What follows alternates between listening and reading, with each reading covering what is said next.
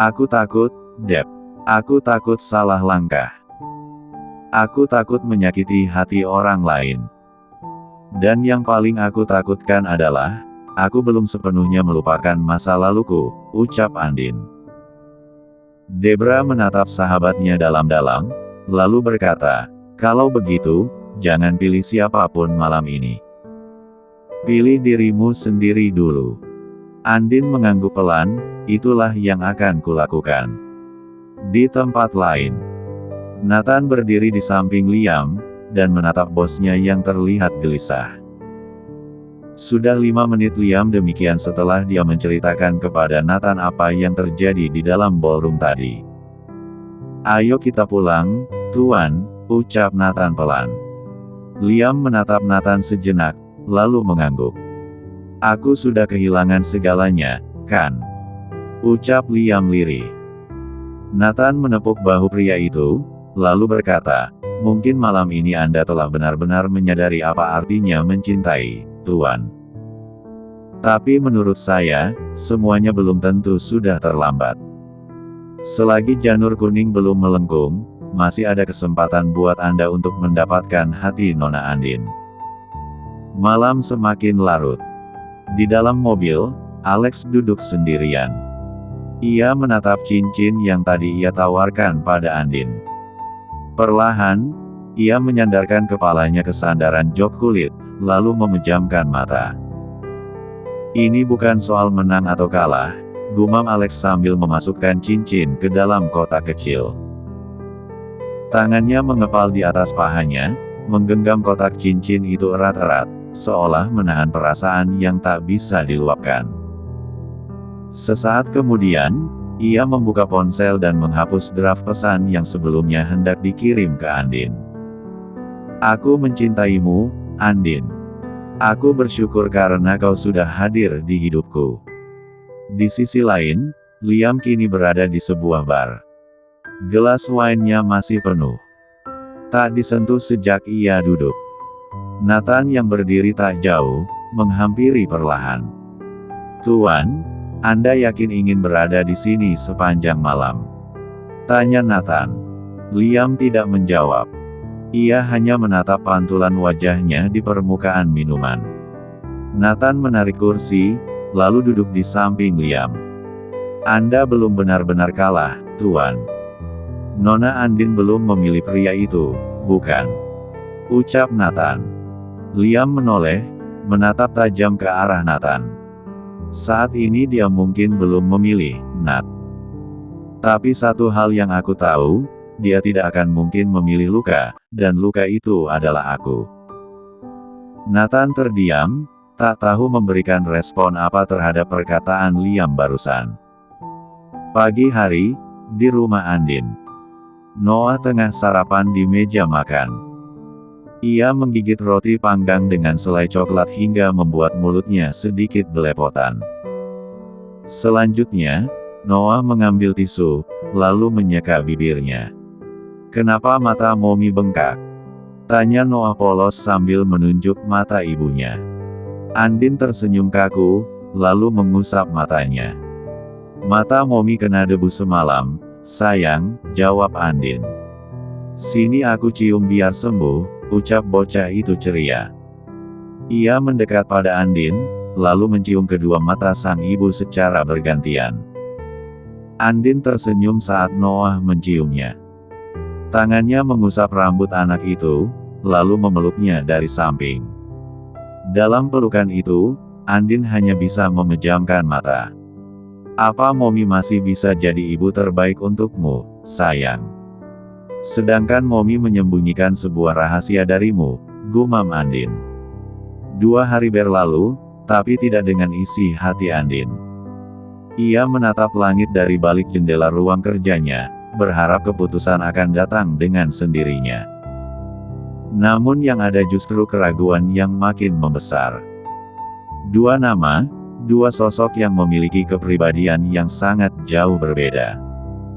Pria pertama adalah Alex. Sosok penolong, pengobat luka. Pria yang membangun Andin kembali dari puing masa lalu, dengan ketulusan dan kesabaran yang nyaris tak ada celanya. Pria kedua adalah Liam, ayah dari anaknya. Pria yang telah menghancurkannya, namun kini hadir dengan penyesalan dan cinta yang sama sekali tidak pernah ia duga sebelumnya. Hari Minggu, Liam menjemput Noah di rumah Andin dan membawa anak itu ke taman bermain. Andin menyerahkan Noah tanpa mengatakan sepatah kata pun. Sepulang dari taman bermain, Noah langsung menceritakan kebersamaannya dengan Liam pada sang ibu. "Mom, tadi Daddy cerita kalau waktu kecil dia juga suka main ayunan sepertiku. Daddy bilang, dia pernah jatuh dari ayunan dan giginya copot," kata Noah sambil tertawa. Andin tersenyum tipis, lalu berkata, "Apa kau senang hari ini, Nak?" "Senang sekali, Mom. Daddy baik. Dia belikan es krim 2 rasa untukku," ucap Noah antusias. Andin mengangguk, kemudian berkata, "Kalau begitu, Mommy juga ikut senang." Keesokan hari, Andin mengikuti rapat di ruang meeting salah satu hotel ternama. Dalam rapat itu, Liam sebagai perwakilan perusahaannya, turut serta. Di sini, Andin dan Liam sebagai saingan dalam memperebutkan tender proyek bernilai jutaan dolar. Meski pikiran mereka masih menyimpan memori tentang kejadian di ballroom Hotel Aryaduta kemarin, namun mereka berdua berusaha keras untuk tetap bersikap profesional di forum rapat. Andin memaparkan strategi digitalisasi dengan tenang namun penuh percaya diri. Liam duduk di seberang meja, memperhatikan setiap detail gerak dan tutur katanya. "Tim kami sudah menyiapkan blueprint infrastruktur dan roadmap implementasi untuk 5 tahun ke depan," ujar Andin sambil menyerahkan dokumen ke Dewan Penguji Proyek. Liam bersandar santai di kursinya, lalu berkata, "Kami juga punya blueprint. Bahkan dengan biaya implementasi lebih rendah dan waktu lebih singkat." Salah satu anggota rapat bertanya, "Apa yang membuat Anda yakin bahwa Mahendra Global bisa menyelesaikan proyek sebesar ini, Bu Andin?" Andin menatap lurus ke arah si penanya. "Karena saya pernah membangun ulang hidup saya dari kehancuran. Kalau saya bisa membangun diri saya bisa membangun sistem sebesar apapun yang Anda minta," ujar Andin penuh keyakinan. Ruangan pun menjadi hening, dan Liam menatap Andin dengan ekspresi sulit dibaca. Setelah rapat selesai, Andin berjalan menuju longe tempat Noah dan Debra menunggu. Namun langkahnya kembali terhenti ketika mendapati Liam sudah berdiri di lorong, bersandar pada dinding karena menunggunya. "Aku ingin bicara," kata Liam. Andin melanjutkan langkah sambil berkata, "Tidak ada yang perlu dibicarakan." Liam mengejar Andin. "Dengar, kau tidak bisa menikah dengan Alex. Noah tidak mungkin punya 2 ayah," tukas Liam. Andin menghentikan langkah, menatap tajam Liam, lalu berkata, "Kau tidak punya hak mengatakan itu padaku." Usai mengatakan itu, Andin pun melanjutkan langkah. Liam mengepalkan tangannya dengan erat sambil memandang kepergian Andin. "Aku pikir aku adalah orang paling keras kepala di dunia ini, tapi ternyata aku salah. Andin orang yang jauh lebih keras kepala dariku," gumam Liam. Sekembalinya Liam ke kantornya, ia pun memutuskan untuk berdiri di atap gedung dan memandangi langit kota. Tak lama kemudian, Nathan datang dengan membawa beberapa dokumen, namun pria itu tidak menoleh. "Tuan, saya bawa proposal merger final," ucap Nathan. Liam hanya berkata, "Taruh di ruanganku." Nathan mengangguk, lalu undur diri. Pulang kerja, Andin dikejutkan dengan kedatangan tamu tak terduga, yakni Nyonya Padmasari. "Maaf kalau aku datang tanpa mengabarimu, Nak," ucap Nyonya Padmasari. Andin duduk perlahan di sofa sambil menunduk sopan. Suasana terasa hening sesaat sebelum wanita paruh baya itu bicara lagi. Bersamaan dengan itu, Debra datang dengan membawa 2 cangkir teh melati hangat. Silahkan, ucap Debra sopan pada Nyonya Padmasari.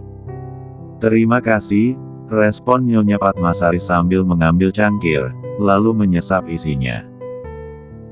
Begitu Debra kembali ke dapur, Nyonya Padmasari pun berkata pada Andin, "Aku tahu Liam melamarmu di Hotel Arya Duta waktu kalian menghadiri sebuah acara tempo hari."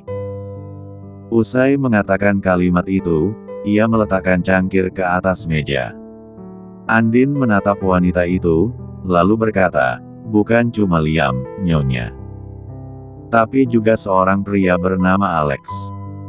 "Aku juga tahu soal itu, Nak," ucap Nyonya Padmasari. Matanya menatap Andin dengan kelembutan yang khas. "Aku sadar, Liam bukan pria yang sempurna. Aku pun tak bisa memaafkan dirinya begitu saja atas apa yang terjadi padamu dulu. Tapi aku melihat bagaimana dia berubah setelah tahu tentang Noah," sambungnya. Andin diam. Tangannya menggenggam gelas teh, tapi tak disesap. "Ayah kandung," lanjut Nyonya Padmasari pelan. "Ayah kandung akan selalu memiliki tempat yang berbeda di hati anak. Aku tidak bermaksud mengabaikan perasaanmu, Andin, tapi keluarga akan lebih sempurna jika diisi oleh anak dan orang tua yang memiliki keterkaitan darah," tambahnya. Andin menunduk. Suaranya nyaris seperti bisikan. "Putra Anda telah melukai saya dengan cara yang kejam, Nyonya. Seharusnya Anda tidak melupakan itu," tukas Andin. Nyonya Padmasari mengangguk sambil berkata, "Aku tahu. Tapi luka itu tidak akan pernah benar-benar sembuh kalau kau menutup diri dari kemungkinan untuk memaafkan perbuatannya." Andin memilih tak merespon perkataan Nyonya Padmasari. 5 menit setelah Nyonya Padmasari pamit, Debra muncul dan duduk di samping Andin. "Kalau aku boleh jujur, aku lebih condong ke Tuan Alex," ujar Debra. Andin tersenyum kecil namun pahit, lalu berkata, "Karena dia tidak pernah menyakitiku, kan?" "Lebih dari itu," ujar Debra menegaskan. "Tuan Alex adalah pria yang sejak awal tahu tentang Noah, tapi dia tidak pernah mendiktemu. Dia tahu kau punya masa lalu, tapi dia tetap memilih untuk tetap berada di sampingmu, bahkan mendukungmu," sambungnya. Andin menatap langit-langit ruang tamu. Dengan keheningan yang menyusup, ia pun berkata, "Aku takut membuat keputusan yang salah, Deb. Semua orang pasti memiliki ketakutan tersendiri atas apapun, Andin. Tapi kalau semua keputusan harus menunggu rasa takut hilang, maka tidak akan ada yang berjalan," ujar Debra mantap. Andin mendesah, lalu berkata, "Tapi bagaimana kalau aku menyakiti Alex? Bagaimana kalau aku justru menyakiti Noah?" Debra menatap Andin penuh simpati, lalu menggenggam tangan sang sahabat. "Kalau kau memilih karena takut, kau tak akan pernah bisa bahagia. Tapi kalau kau memilih karena cinta, maka apapun hasilnya nanti, kau tidak akan menyesal," ujar Debra. Beberapa hari kemudian, Andin mengajak Alex ketemuan di taman kota. Alex muncul dengan senyum hangat, dan membawa seikat bunga. "Andin," sapa Alex lembut saat menyerahkan bunga pada Andin. Andin tersenyum pelan, dan tangannya menerima bunga itu. "Terima kasih, Lex. Kau selalu saja memperlakukanku dengan manis," ucap Andin. Alex tersenyum, lalu berkata, "Aku hanya ingin melihatmu bahagia." Ia menatap dalam ke mata Andin. "Aku sudah memutuskan. Aku akan menikah denganmu," ucap Andin tiba-tiba. Alex terdiam, dan detik-detik sunyi menjalar. "Kau yakin?" tanya Alex pada akhirnya. Meski masih merasa terkejut, namun tak dipungkiri, hatinya merasa sangat bahagia. Dan bahkan ingin sekali melakukan salto depan. Andin mengangguk ragu, lalu berkata, "Iya." Air matanya menggenang. Ia menggenggam tangannya sendiri. Alex tersenyum lebar, lalu menarik Andin ke pelukannya. "Terima kasih. Kau tahu betapa bahagianya aku saat ini, ucap Alex. Di tempat lain, Liam sedang duduk di ruang kerjanya. Matanya tajam menatap tumpukan berkas di depannya, namun pikirannya melayang jauh. Nathan mengetuk pintu, lalu masuk perlahan. "Apa saya boleh bicara, Tuan?" tanya Nathan. Liam mengangkat kepala, dan berkata, "Katakan." Nathan menunduk sedikit. Nona Andin sudah memberikan jawaban pada Tuan Alex. Menurut orang suruhan yang membuntuti mereka, Nona Andin menerima lamaran Tuan Alex, terang Nathan. Jantung Liam seolah ditusuk mendengar apa yang Nathan sampaikan barusan. Ia berdiri tergopoh, dan wajahnya berubah. "Kau yakin?" tanya Liam lirih. Nathan mengangguk. Liam terdiam dan diamnya itu sangat membungkam. "Apa yang harus kulakukan sekarang?" ucap Liam dengan suara parau. Nathan menghela napas, lalu berkata, "Mohon maaf jika saya bicara seperti ini, Tuan. Mungkin Nona Andin bukan jodoh Anda, jadi menurut saya, Anda sebaiknya mi." "Tidak, Nat," potong Liam. Tangannya mengepal erat. "Aku tidak akan membiarkan Andin menikah dengan pria itu." "Tidak akan," sambungnya tegas dan penuh tekad.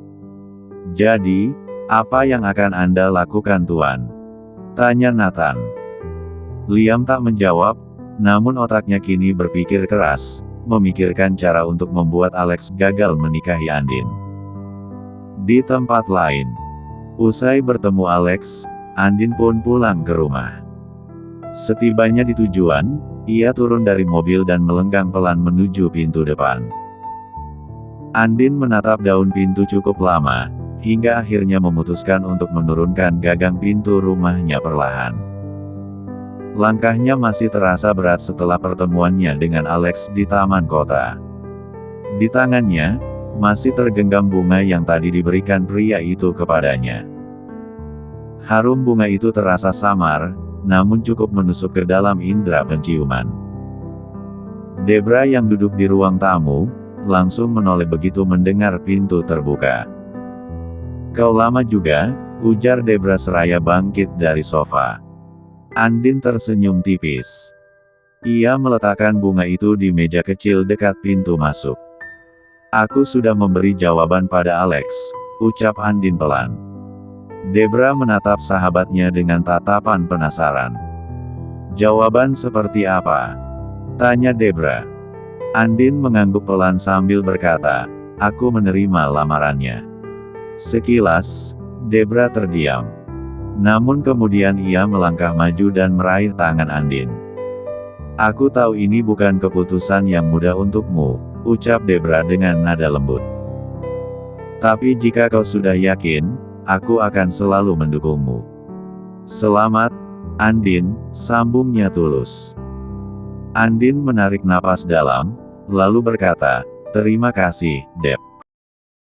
Tapi entah kenapa, hatiku terasa bukan bahagia, melainkan kosong." Belum sempat Debra menanggapi, suara langkah kecil terdengar dari arah tangga. "Mommy." Noah muncul dengan kaos biru bergambar pesawat. Matanya terlihat berbinar. Debra langsung tersenyum melihat bocah itu, lalu berkata pada Andin sambil merapikan bantal di sofa, "Baiklah, aku ke dapur sebentar. Sepertinya kalian butuh waktu berdua." Andin menoleh pada Debra, lalu mengangguk. "Terima kasih, Deb." Debra pun melangkah pergi, memberikan privasi bagi Andin dan putra kecilnya. Andin berlutut di depan Noah. Ia menyentuh pipi anak itu dengan lembut dan berkata, "Sebentar lagi kau akan punya ayah sambung, Nak. Mommy akan menikah dengan uncel Alex." Noah memiringkan kepala, ekspresinya berubah serius. "Kenapa Mommy menikahnya dengan uncel Alex dan bukan sama Daddy Liam?" tanya bocah itu polos. Andin terkejut.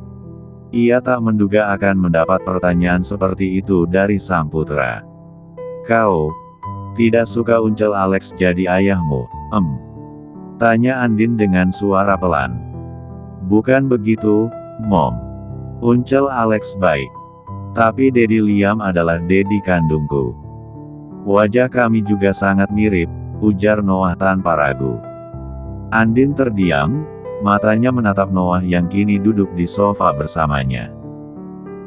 Aku suka sama Uncel Alex, tapi aku lebih suka Dedi Liam, sambung Noah jujur, suaranya begitu murni dan mengiris hati. Sebelum Andin bisa menjawab, sebuah suara berat terdengar dari arah pintu depan. Harusnya kau mendengar apa yang putra kita katakan, Andin. Andin memutar tubuhnya cepat. Matanya membelalak saat melihat Liam berdiri di ambang pintu yang entah sejak kapan terbuka.